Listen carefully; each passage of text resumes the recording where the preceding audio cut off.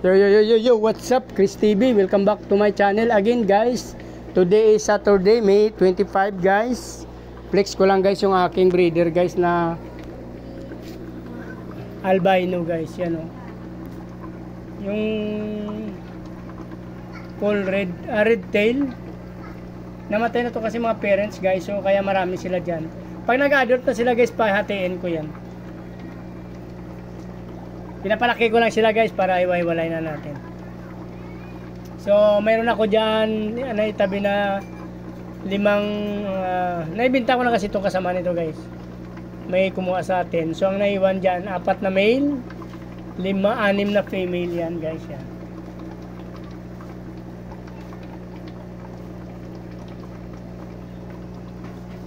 Yan yung mga male natin guys, gaganda ng ano nila, buntot nila. Actually yung buntot nilang pinaka-red, yung katawan nila albino, tapos meron silang counting white sa likod.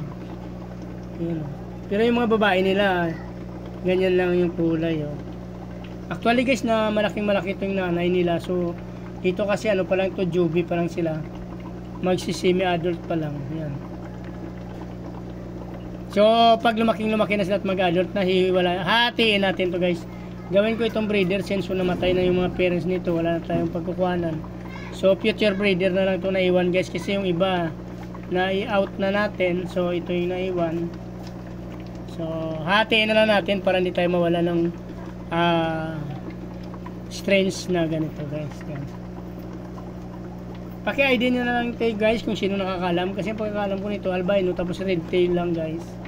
Yan.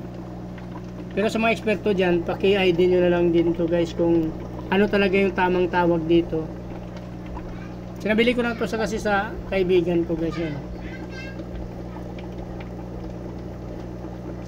I mean sa pet shop lang pala to na nakuha ko dati guys. Yan. Pero ang ganda nito kasi ng parents niya, yung talang pinaka yung male dati na kanilang parent. Ang ganda ng kulay. Wala siyang white na ganyan sa likod.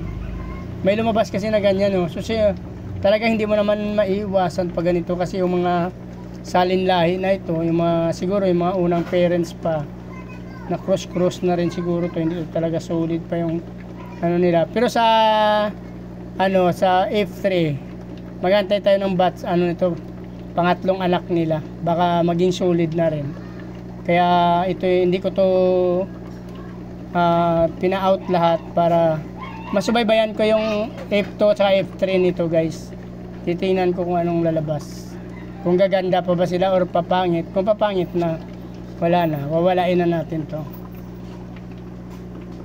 Saka meron ko ipakita guys dun sa unang video ko, kasi nagkaroon ako ng breeder na feeder koi. Actually yung male doon na ginamit ko, feeder, tapos female yung albino koi.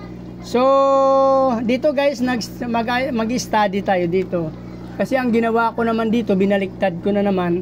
So ang ginawa ko dito guys, yung ating male naman ngayon, yung albino koi, yan yung dalawang red na red guys. So tapos yung female na ginamit natin dito, yung yung feeder naman ang female guys.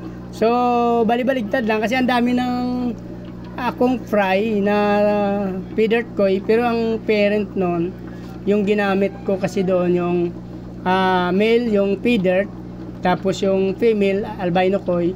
So marami akong nung guys, marami na akong nagiging fry noon. So mag-study na naman ako dito, bali binaliktad lang natin yung ginawa nating male ngayon, yung ating albino koi naman, tapos yung female yung ating feeder. So mag-studies tayo kung anong lalabas, alin ang mas maganda, yung una ba o yung pangalawa.